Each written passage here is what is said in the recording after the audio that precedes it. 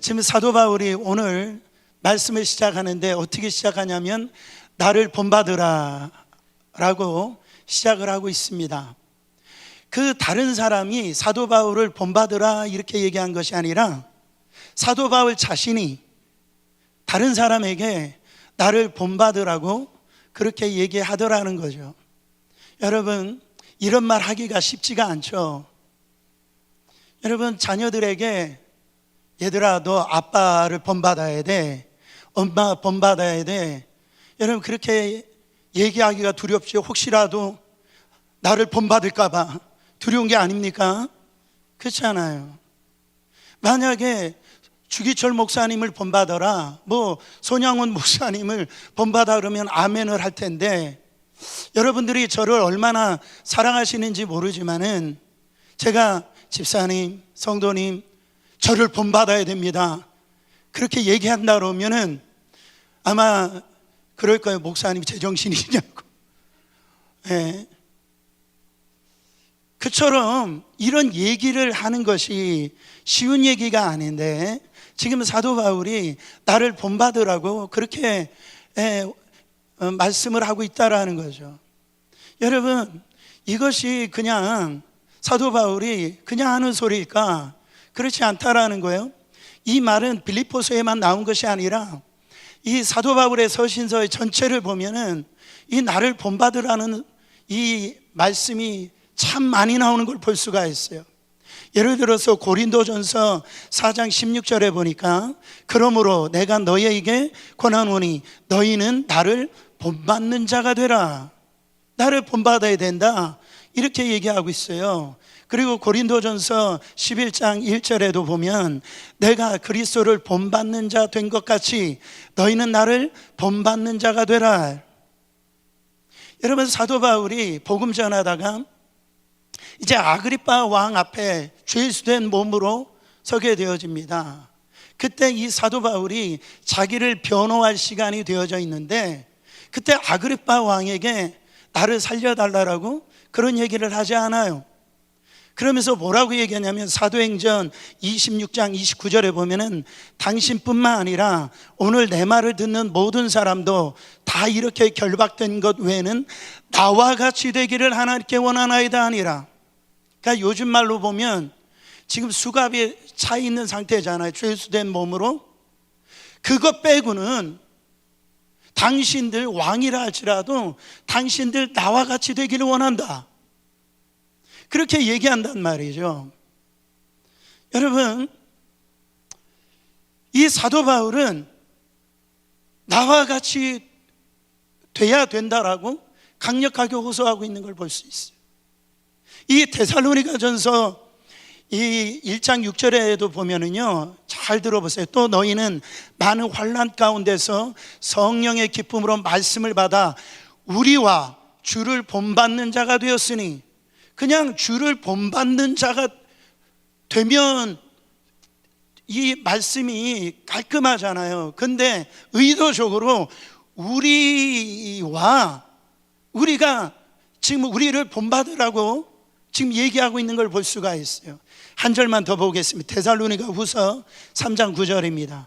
우리에게 권리가 없는 것이 아니요 오직 스스로 너에게 본을 보여 우리를 본받게 하려 함이라.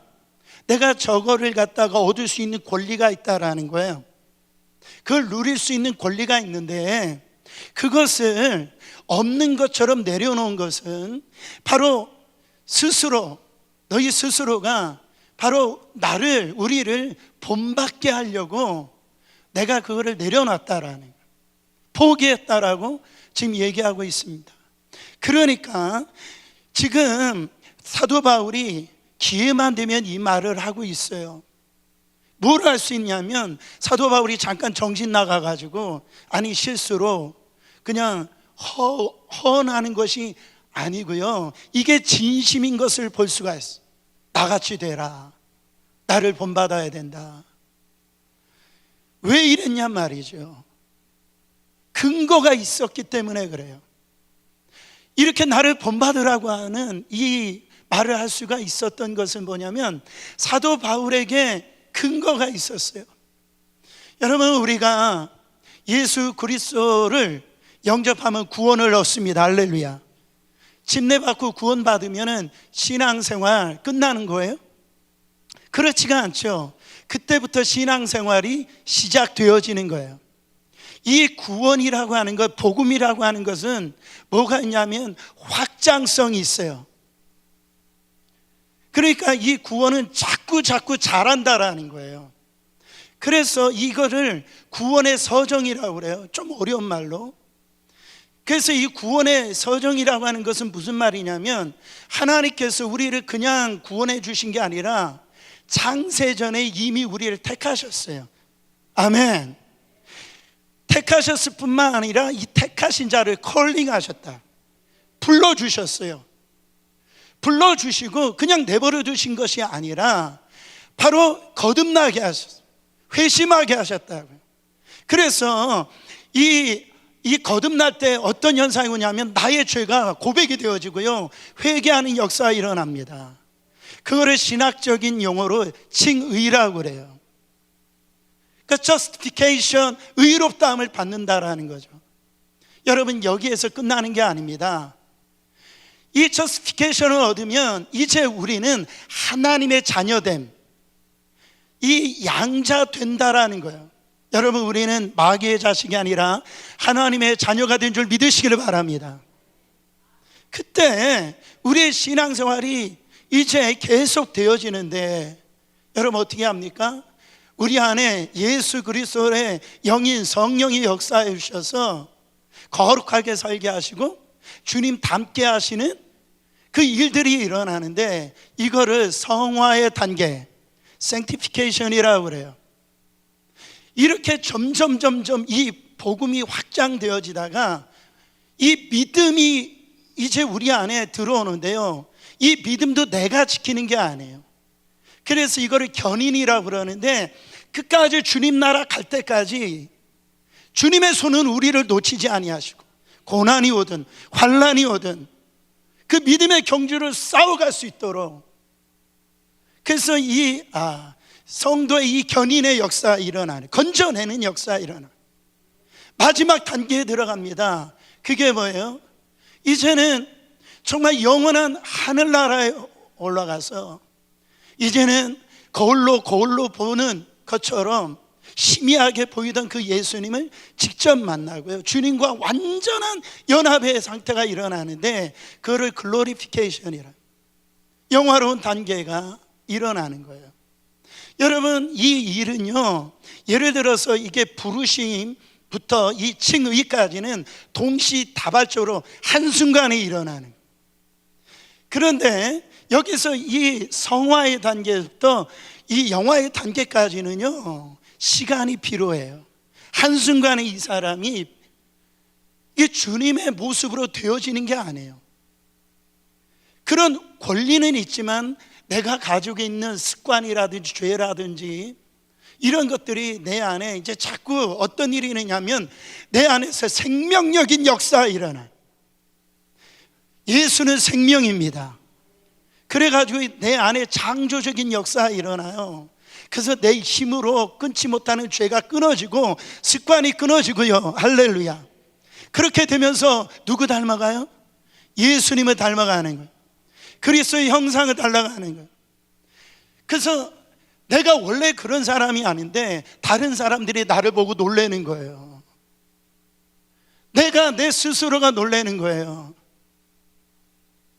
이런 일들이 이 구원이라고 하는 것 안에 이게 심겨져 있다라는 거죠. 그래서 이 사도 바울은 바로 이 구원 복음의 그 안에 있는 너희들은 나를 본받고 서로 본받으라는 거죠. 왜? 이거는 분명한 거니까. 예수 만난 사람들은 변화 역사가 일어나니까 이게 서로 확실한 근거가 되어진다라는 거죠. 여러분, 그래서 사도 바울이 네가 나를 본받으라 이 얘기하는 것은 이게 그냥 실수로 그냥 허황된 말이 아니라 이게 진짜라는 거고, 그 서로가 바로 변화된 모습을 보고 서로 본받으라고 오늘 말씀을 하고 있다라는 거죠. 이게 교만이 아닙니다. 이것이 자연스러운 거예요. 예수 만나서 여러분 안 변했다라는 것은 이건 말도 안 되는 거죠. 그렇지 않아요? 그래서 변화된 나의 모습을 보고 본받으라고 하는 거죠. 여러분, 가족 구원하기가 너무 힘들죠. 특별히 이 부모님 전도하기가 쉽지 않습니다. 왜 그래요? 내가 어렸을 때부터 이 부모가 나를 사랑으로 이렇게 보살펴주고 그런 가운데 크는데 이 자녀가 못된 짓 많이 하죠. 방황하죠. 그렇죠? 그렇지 않아요. 예. 올바로 크는 사람이 없어요. 그러니까 이 자녀를 부모가 다 알고 있는 거예요. 근데 그런 부모 앞에 예수 믿으라고 하는 소리 하기가 쉽지가 않죠. 근데 이 자녀가 예수를 믿었어요. 그때 이런 얘기 할 수가 있죠. 내 부모에게 어렸을 때부터 내가 이런 사고뭉치였는데, 내가 방황했는데 이렇게 사랑으로 키워주셔서 감사하다고. 나는 이렇게 감사할지도 모르는 그런 사람이었는데 내가 예수 믿고 이런 사람이 됐다. 내가 믿는 예수를 우리 부모님이 믿었으면 좋겠다고. 할렐루야. 이런 말은 할 수가 있잖아요.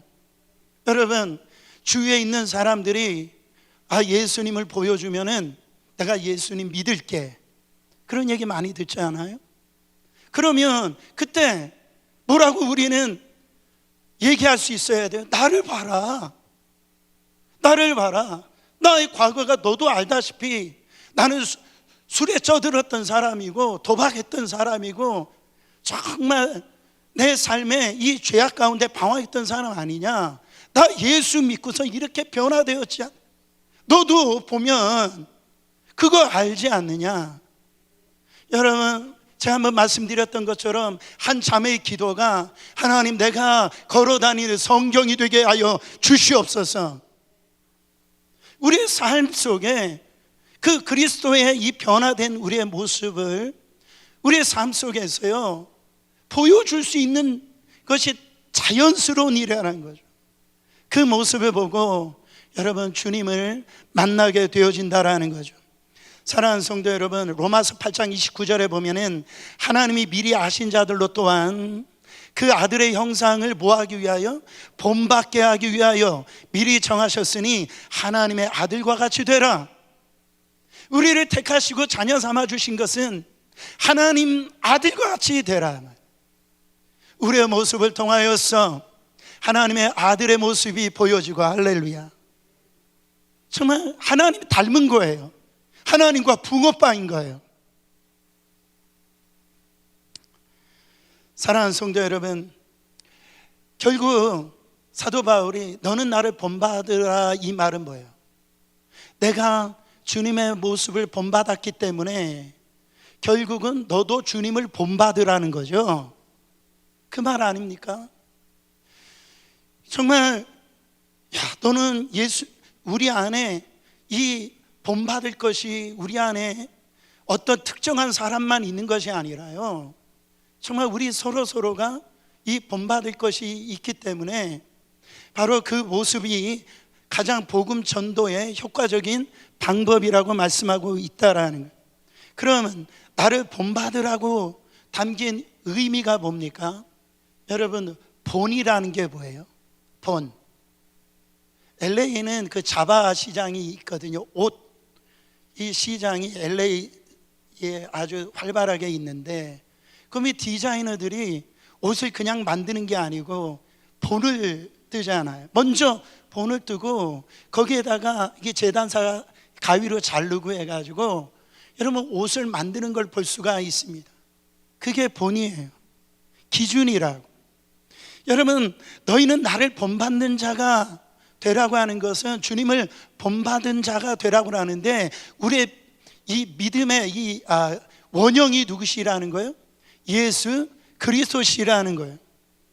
그러니까 여기에서 이 빌립보서에서는 자꾸 이 복음에 합당한 삶을 살아라, 그 말씀을 하는데, 그러니까 그러니까 주님의 본받으라는 것은 뭐예요?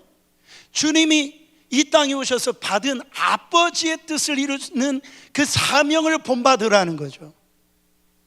그 주님이 이 땅에 오셔서 그 십자가를 지시고 그 고난을 당하시고 그 구원의 길을 걸어가셨던 것처럼 그걸 본받으라는 거예요. 사도 바울은 그거를 복음 전함에 있어서 고난이 있고요, 어려움이 왔었지만 이 복음에 합당한 삶을 살았다라는 거죠. 그 삶의 모습을 지금 본받으라고 얘기를 하고 있다라는 거죠. 사랑하는 성도 여러분, 복음 때문에 고난당하는 것을 두려워하지 마시길 바랍니다.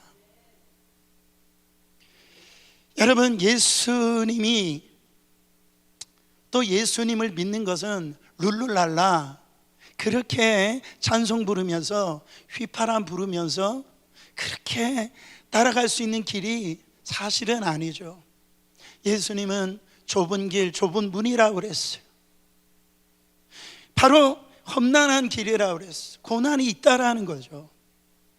복음에 합당한 삶이 뭐냐? 그 고난이 분명히 있는데도요, 그 십자가 주신 그 십자가를 지고 동참하라고 말씀하고 있다라는 거예요. 여러분, 십자가의 영광만을 쫓는 신앙인들이 얼마나 많은지 몰라요. 이 신약 성경에서 예수님이 그것을 잘 알려주는 데가 어디냐면 오병이어의 사건입니다. 오병이어 엄청난 사건이잖아요. 오병이어를 통해서 장정마 5,000명을 먹였으니까 그때 오병이어 사건이 끝나고 기적이 끝나고 수많은 사람들이 예수님을 쫓아왔어요. 그때 예수님을 왜 쫓아왔느냐? 성경은 뭐라고 얘기하냐면 먹고 배부른 까닭이다 이렇게 얘기하고 있어요. 그러니까 예수님을 쫓는 사람들은 어떻다라는 거예요. 와, 저 사람 쫓아가면 나 먹을 거 걱정 없겠네. 나 저 사람 쫓아가면은 나 인생 성공하겠네. 그런 자기의 어떤 저 사람을 쫓아가면 내가 뭔가 한 자리 하겠네. 여러분, 그 군중들만 그랬어요? 그렇지 않죠? 여러분, 수제자라고 하는 베드로도 그렇지 않습니까? 예수님이 이제 내가 십자가 진다라고 하니까 주여 그런 일이 일어나면 안 됩니다. 사탄아 물러가라. 그렇잖아요. 제자들의 부모들도 내 아들 내 딸 이렇게 주님 나라에 임했을 때 높은 자리에 올려달라고 그거 목적을 두고 푯대를 두고 쫓아갔다라는 거죠. 사랑하는 성도 여러분, 복음 때문에 당하는 고난이 있냐라는 거죠. 복음 때문에 당하는 억울함이 있냐라는 거예요. 사도 바울은 정말 그 얘기를 하는 거예요. 여러분, 이 땅에 누릴 수 있어요. 정말 여러 가지로 내가 포기하지 않고 살 수가 있어요.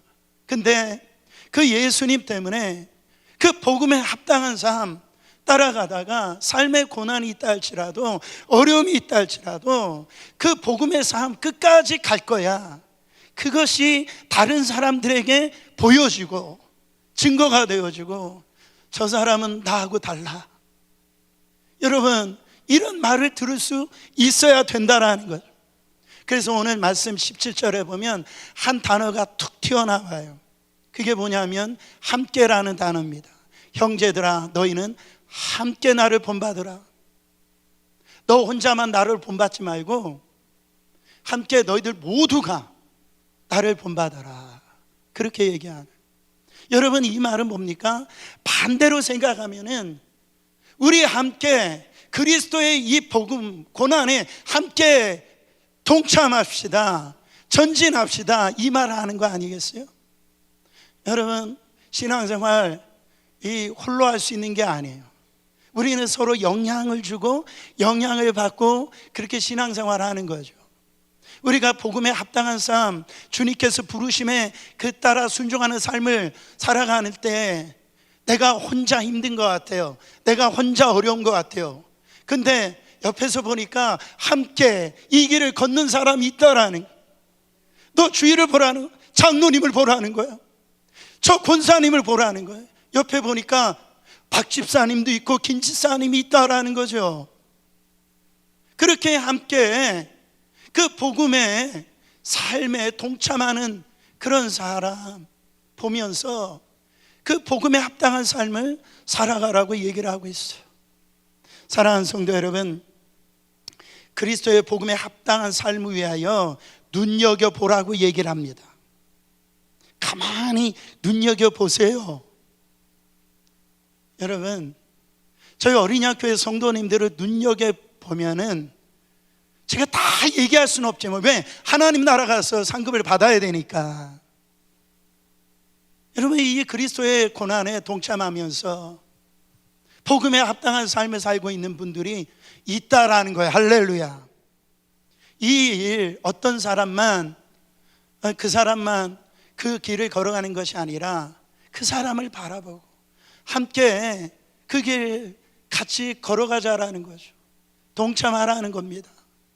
여러분, 함께 뛸 때 가장 중요한 게 뭡니까? 빌립보서의 말씀을 보면 표대가 가장 중요해요. 뭐가 중요하다고요? 표대.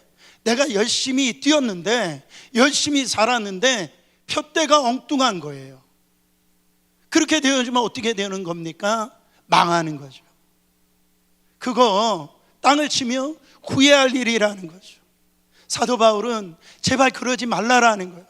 잘못된 표대를 바라보지 말고 그 길을 걸어가지 말라라고 지금 강력히 호소하는 걸 볼 수가 있습니다.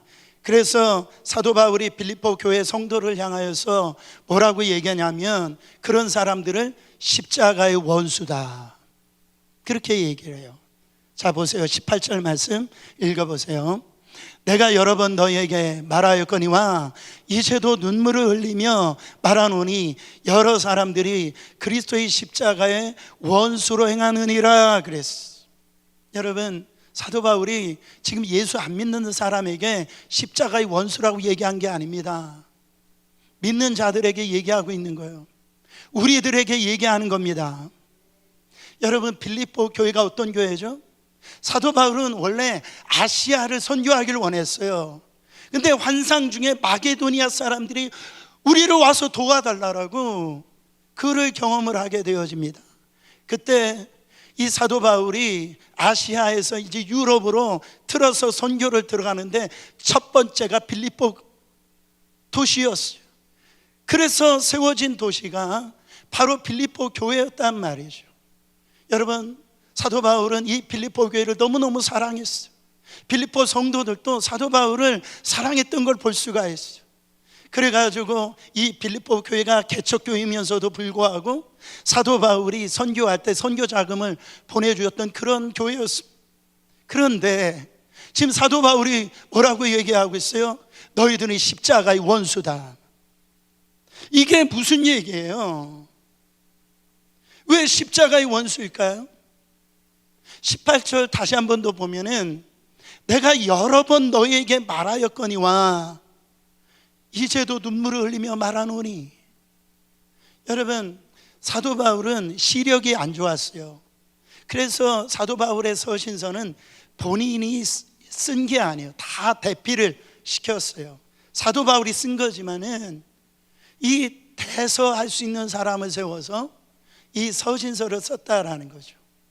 그래서 사도 바울이 지금 이 빌립보서니 디모데가 뭐 썼다라고 이게 얘기를 이제 대서했다라고 얘기를 하는데, 내가 너에게 원하노니 하는데 이 디모데가 쓰려고 하는데 아무 말씀을 안 하는 거예요. 아무 말씀을 안 하는 거예요. 그래서 왜 선생님이 아무 말씀 안 하실까 보니까 사도 바울이요, 눈에서 눈물을 흘리고 있는 거예요. 고개를 떨구고요, 어깨가 정말 이 들썩들썩거리는, 뭔가 정말 그 눈에서 눈물이 흘리고 있어서 말씀을 못 하시니까, 그러면서 하시는 말씀이 너희들은 십자가의 원수다, 이렇게 얘기하는 거예요. 왜 그래요? 사도 바울이 여러 번 얘기했다라는, 수없이 얘기했다라는, 너희들 그 길로 가면 안 돼. 신앙생활 그렇게 하면 안 돼. 너희들 표대가 잘못됐어. 그렇게 목회자의 심정으로요 그렇게 얘기를 했는데, 처음에는 들은 건 줄 알았는데 자꾸 율법적으로 빠지고 복음으로의 삶을 살지를 않는 거예요. 십자가의 영광만을 구하지 그 주님이 주신 그 십자가의 그 고난에 동참하지 않는 걸 볼 수 있어요.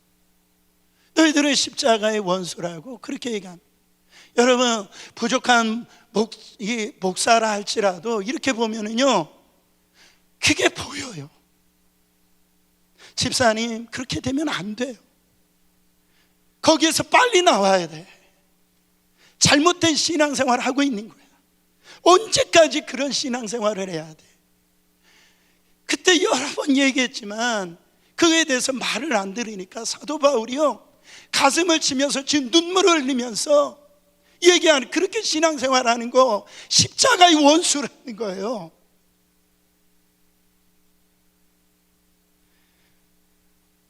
여러분, 여기서 왜 십자가의 원수가 되어지느냐?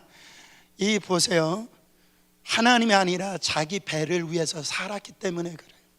19절 말씀 읽어보세요. 그들의 마침은 멸망이요 그들의 신은 배요 그 영광은 그들의 부끄러움에 있고 땅의 일을 생각하는 자라. 여러분, 이 배가 뭡니까? 배, 타는 배를 얘기하는 게 아니에요. 내 배를 얘기해요. 내 배. 지금 내 배. 여기서 배로 번역한 헬라어가 코일리아라고 하는 단어인데, 이게 육체적인 정욕적인 그런 뜻입니다. 그러니까 인간적인 욕망, 그 인간적인 자아, 그거를 얘기하고 있어요. 이 당시에 로마에 식민지로 있었는데 이 로마 사람들 보니까 먹고 마시고 취하고 향락 문화가 대단한 거예요. 네. 이 사람들은요 매일같이 연애를 베풀면서 그냥 술을 마시고 쾌락을 즐기는 그런 삶이었다네. 그러니까 먹을 것이 산의 진미예요. 그게 그냥 계속 먹는단 말이에요. 근데 이 배는 한계가 있잖아요. 그러니까 이걸 더 먹을 수 없으니까 그 당시에 그 연회 때는 그 음식을 토하는 그 그릇이 있었대요. 그러니까 토할 때까지 먹고선 토해놓고 또 어떻게 돼요? 또 먹는 거예요. 또 먹는 거예요. 그게 배를 신으로 삼는 사람들이다. 이게 뭡니까? 이것을 뭐라고 얘기하냐면 지나친 욕심이 이 죄라고 하는 걸 볼 수. 여러분, 욕심이 잉태한 즉 죄를 낳고 죄가 장성한 즉 사망을 낳느니라. 사도 바울은 바로 이 탐욕이 얼마나 무서운지를 얘기합니다. 그래서 사도 바울이 골로새서 3장 5절에 보면 바로 이 탐욕은 곧 우상 숭배라고 그랬어요. 여러분, 지금 부족하지 않죠? 요즘에는 너무 많이 먹어서 탈 아닙니까? 다 고혈압 뭐 이런 성인병 전체는 너무 잘 먹어서 그래요. 그냥 더 드셔서 그래. 이게 뭡니까? 자꾸 나의 어떤 욕망, 나의 욕심 그 채우려고, 그게 결국은 그게 패망의 길이고 부끄러운 일이고 지금 망하는 길이라고 지금 말씀하고 있다라는 거예요. 근데 더 놀라운 건 뭐예요? 그 배를 신으로 우상으로 삼길 뿐만 아니라 이 말씀을 하시면 너희들은 입으로 겉으로는 주님을 사랑한다라고 그런다라는 거죠. 주님을 섬긴다라고 말은 한다라는 거예요. 근데 진짜 들어보니까 내 배 채우려고, 내가 성공하려고, 내가 정말 내 욕망 이루려고, 내 자아를 드러내려고, 지금 너가 나를 이용하고 있지 않느냐, 너 자신 위로받으려고 그렇게 신앙생활하고 있지 않느냐. 그게 십자가의 원수라는 거예요. 여러분, 정말 결과가 어떻게 된답니까? 멸망이요. 그게 부끄럽다라는 거예요. 안 들어요. 정말 수없이 얘기를 해도 그 길이 멸망의 길인데, 망하는 길인데, 수치의 길인데요, 안 들어요. 제가 말씀을 딱 준비하는데 좀 여러 가지 생각들이 많이 있어요. 하나님이 과연 뭐를 싫어할까? 다른 측면으로 이렇게 생각해 보니까 영적인 우월감 있잖아요. 그거를 하나님이 싫어하세요. 여러분, 예수님이, 우리 주님이 어떤 사람을 책망하셨습니까? 바리새인들과 사두개인들, 율법사들, 서기관들. 어떻게 보면 그들의 신앙이 겉으로 보면 참 좋아요. 기도도 많이 하죠. 헌금도 잘 드리죠. 그렇지 않아요? 근데 책망을 들었다라는, 그 신앙이 나쁜 신앙이 아닌데 그걸 가지고 영적인 우월감을 가졌다라는 거예요. 그걸 가지고 다른 사람을 판단하고 다른 사람을 정죄하고, 그렇게 그것을 통해서 내 의가 드러나기를 원했다. 여러분, 십자가는 은혜입니다. 할렐루야. 자, 한번 따라합니다. 십자가는 은혜입니다. 여러분, 여기에서 구원받을 만한 자격이 있는 사람이 누가 있어요? 저도 없고요. 여기 있는 어떤 누구도 나는 진짜 천국 갈 만한 사람이야, 그렇게 얘기할 사람이 없다라네. 그래서 십자가는 은혜라는 거죠. 우리는요, 이 과거를 돌아보면 지옥 속에서 살았던 지옥이었어요. 우리는 거기에서 우리는 값없이 바로 예수 그리스도의 보혈로 말미암아 그 사망, 죽음, 지옥에서 건짐을 받았다라는, 왜 은혜입니까? 이 얼마나 축복이에요. 얼마나 감격입니까? 여기 가운데, 십자가 은혜 가운데 내가 들어설 자리가 어디 있어요? 내 의를 주장할 때가 어디 있어요? 그렇지 않아요? 제가 이 말씀을 준비하는데 이 드라마가 생각나네. 얼마 전서부터 이 요즘에 K 컬처, 이 또 K 드라마가 굉장하잖아요.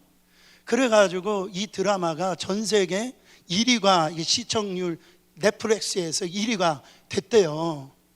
그게 그래가지고 막 주식 시장이 막 이 드라마 때문에 막 주가가 올라가고, 또 이 할리우드에 있는 그 영화 만드는 사람들이 이 드라마 만든 사람들 찾아오는 데 줄을 섰다라는, 이 드라마가 뭐냐? 오징어 게임입니다. 오징어 게임. 오징어 게임 저도 좀 보다가, 하도 유명해서 보다가 너무 이게 잔혹해가지고 제가 이거를 못 보겠더라고요. 아마 보신 분도 있을 줄 알고 안 보신 분도 있을 텐데, 내용은 이런 거예요. 이제 돈이 없어요. 이제 돈이 없어서 더 이상 이제 살 수가 없는 거예요. 그 돈이 필요한 사람에게 가가지고서요, 거기에서 이 오징어 게임을 이기면은 465억인가 우승 자금으로 준다라는 거예요. 여러분, 오징어 게임이 보니까 요번에 제가 니카라가 갔는데 VBS도 보니까 저희 어렸을 때 했던 놀이 있잖아요. 뭐 무궁화 꽃이 피었습니다, 뭐 이런 거. 그 다음에 뭐 달고나 그거 이렇게 빼는 거, 뭐 그런 것, 또 딱지치기, 뭐 제기차기, 이런 거를 하는 건데, 여기에서 게임에서, 이게 서바이벌 게임인데 지면은요 죽어요. 총 맞아서 죽어요. 총 맞아서 죽어요.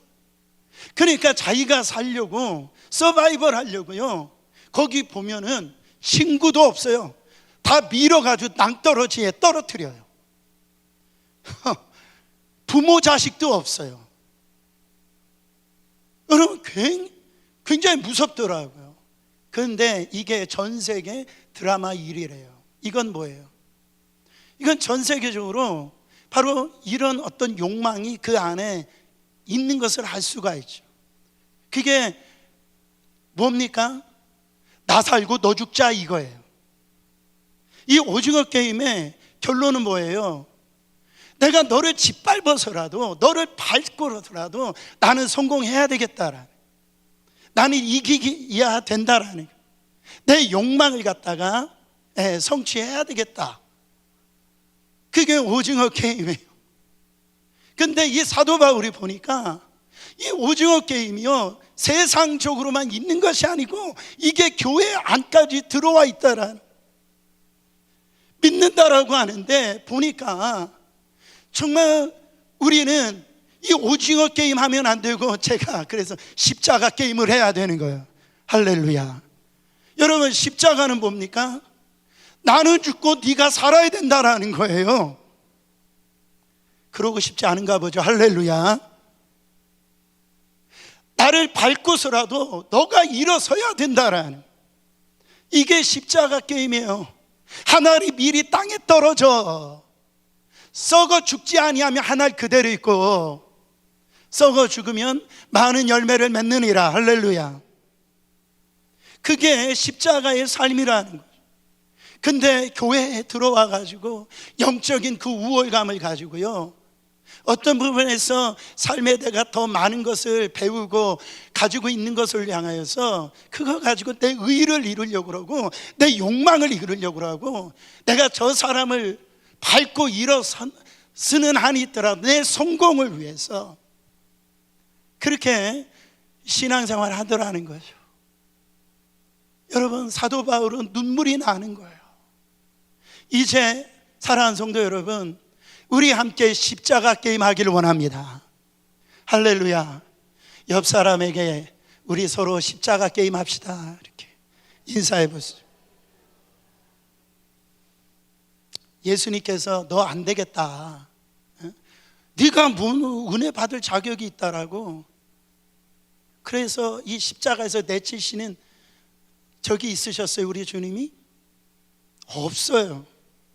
우리는 십자가 게임을 해야 되는데 왜 자꾸 오징어 게임을 하고 있냐라는 거예요. 왜 다른 사람을 정죄하고 판단하고 비난해서 그 사람을 죽이냐 말이죠. 내가 낮아지고 내가 포기하고 그러면은 그 사람이 살아나고 공동체가 살아날 텐데. 할렐루야. 여러분, 정말 남편 전도하고 싶죠. 할렐루야. 근데 가만히 보니까 사는 게 똑같아요. 여러분, 아내 전도하고 싶지 않아요? 자녀들 전도하고 싶지 않아요? 나만 구원받으면 끝나는 거예요? 그렇지 않아요. 근데 왜 이 복음이 능력이 나타나지 않는가? 보니까 삶에 들어가 보니까 화낼 것 다 화내고 성질 부릴 것 다 성질 부리고, 보니까 너 죽고 나 살자 이거예요, 결국은. 그러니까 거기 안에 뭐가 일어납니까? 갈등이 생기는, 갈등이. 아무도 십자가에서 죽지를 않아. 그러니까 나도 죽고요, 거기에서 교회도 죽고 가정도 죽고 결국은 나도 죽게 되어지더라. 그래서 그 게임에서 이긴다 한들 사도 바울이 뭐라고 얘기합니까? 그 멸망이야. 그거 부끄러운 거야. 여러분, 따라합니다. 신앙생활은 반드시 성공해야 된다. 그래서 하나님이 제일 좋아하는 사람이 누구냐? 십자가의 은혜를 깨달은 사람이에요. 여러분, 십자가의 은혜를 깨달은 사람은 이거예요. 옆 사람 보면 나보다 착하게 보여야 하는 거예요. 여러분, 옆 사람이 나보다 안 착하게 보이세요? 네. 여러분, 우리 안에 정말 그 사람이 나보다 낫게 보이는 이 눈이 열릴 때 우리는 신앙생활 성공할 수 있다라는 거예요. 오늘 마지막으로 중요한 말을 사도 바울이 합니다. 20절 말씀해 보니까, 그러나 우리의 시민권은 어디에 있는지라?